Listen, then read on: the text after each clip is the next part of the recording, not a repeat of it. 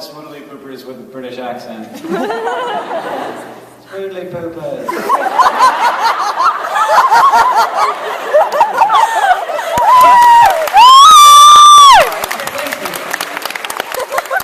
My grandmother made up that word. She's from Alabama, so that's not what she intended. This song, I'll give a little longer introduction than that. So, as I say, I like to write and sing songs about the things that I like. And now I'm shooting the cellist again. Because John just talked about The Fault in Our Stars a bunch, so now I want to sing a song about The Fault in Our Stars. This was the first song that I ever wrote with the chord progression before I wrote the words. Usually I write them at the same time. But I did this, I really like this.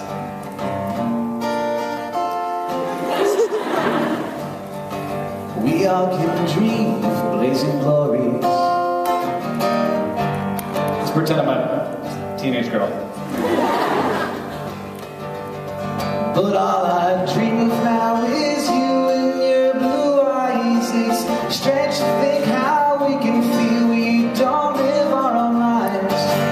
I wasn't sure about my own, but now I'm feeling fine. Your video game books, they might give me funny looks, but Staff Sergeant Max Mayhem gets me high. And I'm starting to see not just what you want from me, but what you want to get from what you got.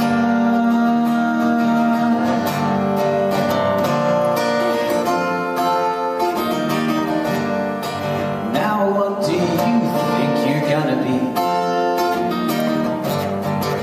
You think you'll leave some kind of lasting mark? Well, with infinite tomorrows, and no, this isn't fair. No one gets remembered, but right now I just don't care. Your video game books might give me funny looks, but Staff Sergeant Max Mayhem gets me high. And I'm starting to see not just what you want from me, but what you want to get from what you got. There's not a lot of amputee heroes in history.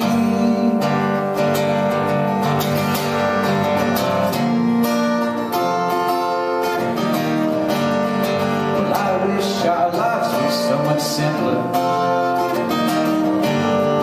And I hope you get to have your moment in the fight, but no one ever gets to be quite who they want to be. You want it to matter, boy, well, you matter to me. Your video game books, they might get me funny looks, but Staff Sergeant Max Mayhem gets me high. And I'm starting to see not just what you want from me, but what you want to get from what you got. There's not a lot of amputee heroes in history, but I got one sitting right in front of me.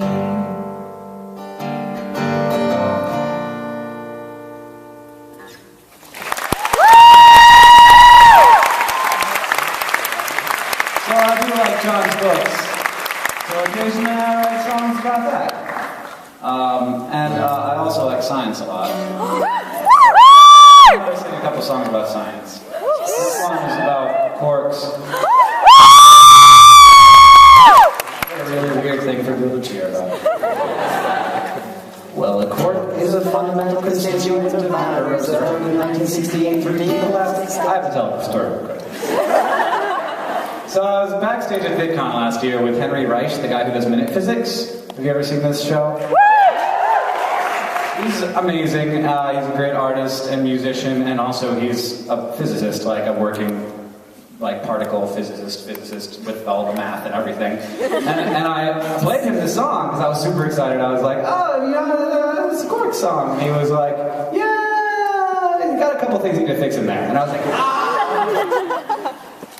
but I didn't fix any of it. So here's the somewhat incomplete and occasionally incorrect version of what quarks are. A quark is a fundamental constituent of matter observed in 1968 through deep elastic scatter. We found that protons aren't as simple as we thought. We thought they were solid particles, but they are not. Protons, in fact, are made up of 3 separate pieces. It just gets more confusing as our knowledge increases, and that is what a quark is. It's a piece of a proton, and they also make up other things, including a neutron. Oh, up, down, straight, sharp, top, bottom. If you don't know what a quark is, it don't matter. You still got it. Moving leptons and bosons, unless something's amiss, they make up everything that we can see and that we know exists.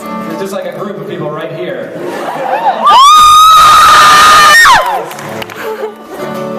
Well, quarks enjoy together in time. Well, things made up of quarks, including protons and neutrons, are composite particles that physicists call hadrons. Many types of hadrons are theoretically described, but most exist for only very brief amounts of time. Quarks have electric charge, color charge, mass, and spin. And having color charge means they exist solely inside of other kinds of particles that cannot exist alone. So they've never been studied on their own. No. Up, down, straight, sharp, top, bottom. If you don't know what a quark is, it don't matter. You still got it. With leptons and bosons, unless something's amiss, you can make everything that we can see and that we know exists. Well, things made up of quarks, including protons. No, I just did that one. These tiny bits of matter are part of almost everything. There is no unified theory to make it less confusing, but the fact that we've identified that they exist at all is pretty remarkable that I just didn't know. Up, down, straight, sharp, top, bottom. If you don't know what a quark is, it don't matter. You still got it. With leptons and bosons, unless something's amiss, they make up everything that we can see and that we know exists. Top, bottom. If you don't know what quark is, it don't matter. You still got it. Leptons and bosons, unless something's amiss, they make up everything that we can see and that we know exists. They make up everything that we can see and that we know exists. They make up everything that we can see and that we know exists. We can see and that we know exists. They make everything that we can see and that we know exists. They make everything we can see and that we know exists. They make up everything we can see and that we know exists.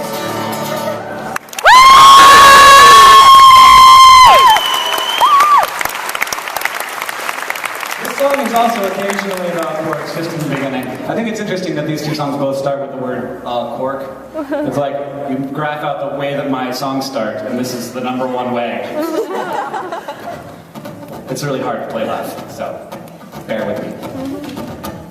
Well, a quark can never exist by itself in isolation. Something very odd happens when you try to separate them. The energy it takes to break up those two best friends is just enough to create 2 more to join back up with them. And a photon has no mass and doesn't travel at light speed. If you can imagine going that fast, and if you try, I think you'd be emitted and absorbed both in the exact same instant, even if you traveled from a place 13 billion light years distant. Cause the universe is weird, I'm kind of freaking out. What the heck is this all about? Infinite unbounded sets and hadronizing gluon jets, and we'll never understand half of what we haven't had. At least that's what I hear. Cause the universe is weird. Well, an electron has a strong charge as strong as a proton and a tiny mass but not non-existent like the photon. And you might want to take a seat now, because this might blow your mind. It has a mass and charge but not apparently a size. And there's a lot of stuff all around you right now. Your chair, your friend, your planet, and your sister's neighbor's cow, and all that Monday mass and energy is all we know and understand, but it's only 4% of what the universe has at hand. Cause the universe is weird. I'm kind of freaking out. What the heck is this all about? It's hadronizing gluon jets, and we'll never understand half of what we haven't had. At least that's what I fear. Cause the universe is weird. Okay. And once upon a time, I was driving in a van with my brother, and I said, "Hey John, guess what? Like, dude, no way! Does the universe doesn't exist in any way that can conceive it? No sin, no which, no none of that, whether or not you can believe it." And once upon a time, in a gassy liquid stew, a molecule was like, "Hey, I turned me into you." This made me think the mystery of all the ones in which we dwell, how the universe created a tool with which to know itself. Cause the universe is weird, I'm kind of freaking out. What the heck is this all about? Infinite unbounded sets and hadronizing gluon jets, and we never understand half of what we haven't had. At least that's what I fear. Cause the universe is weird.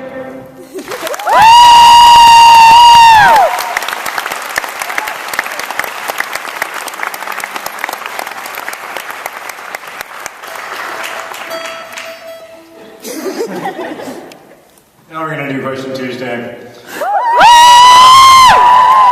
just going to answer your questions that you submitted, and whoever is talking when the timer goes off is going to be in big trouble. There's a timer. There's a timer. It's going to be really hard to slap you in the face. It's going to be hard for me to get over my desire to not slap you in the face. I'll do my best. Here's my recommendation. Slap softly. How this works. Alright. Whoever's talking at the end gets punished. Hank, can you do all of Watsky's raps fast? No, but I can do some of them. Oh hi, I'm that guy. I look so fly, got a silk bow tie. Don't know why I look so fly, but I am no lie. Oh my. Roll by, got a little rise huffy, sitting on the bed, shell toes puffy, cuff rolled up to the back, claps ass, bad with the swag like Buffy. Gotta be the one about the book that I'm gonna send about a better, could have been a better man. I don't want to be the guy with a bottle of malt, make a bit because I'm gonna call, tell me that it's all figured out, stick it out, but I'm looking at the wall. Part of me was hoping to be caught up in the good man, but I got the body, gotta get out, become a bit of an attitude, somebody gets offended by the thought of me. That's about all I can do.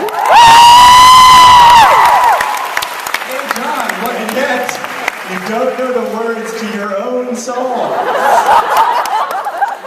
John, what do you think about the Charles Bukowski quote about being a writer? You either get it down or you jump off a bridge. Yeah, I mean, I disagree with that. But, like, you know, you get, like, I don't know, I always figured you either get it down or then you just go back to working. But Charles Bukowski and I had very different kind of worldviews generally. Like, I'm not like a gallon of wine a day kind of guy. Not real into the horses.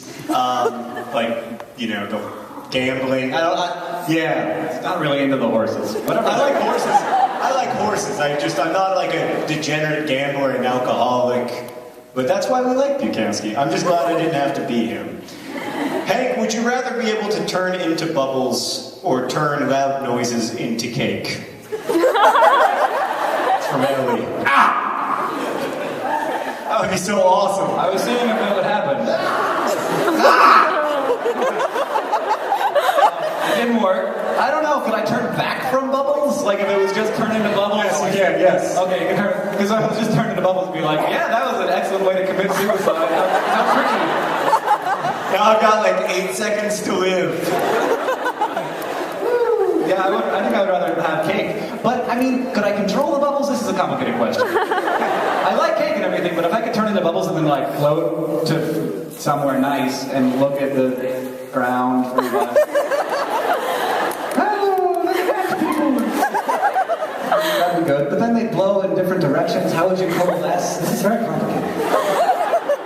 John, how does Swindon compare to Carnegie Hall? I mean, this is, in a lot of ways, a cooler place to do a show. Lots of people have played Carnegie Hall. I mean, Martin Luther King played Carnegie Hall. I don't think he ever played the Steam Museum. Billie Holiday's never been here before. So, it's vastly different. I feel much less scared. You lot seem nicer. Hank, do you like British food? Don't lie. So far I have, but it's mostly not been British. It's been food from other places cooked here. I had amazing ramen last night. We were in like a section of London where you have to wait to go to a restaurant. You just stand in a line. What? I never explained, like everybody was doing it. It took 45 minutes to get into the restaurant. But everybody was doing it, so I was like, I guess I'll do this too. And it was amazing. We're British, we chew! Like a little, it's called bone panties. And they had a little capsule that had hair ties in it, so your hair didn't fall into the ramen. Keep your hair dry. I thought that was really smart of them to do. You could also press your own garlic and put it in your food. Johnson's gonna let me say whatever I like. Keep talking. Okay.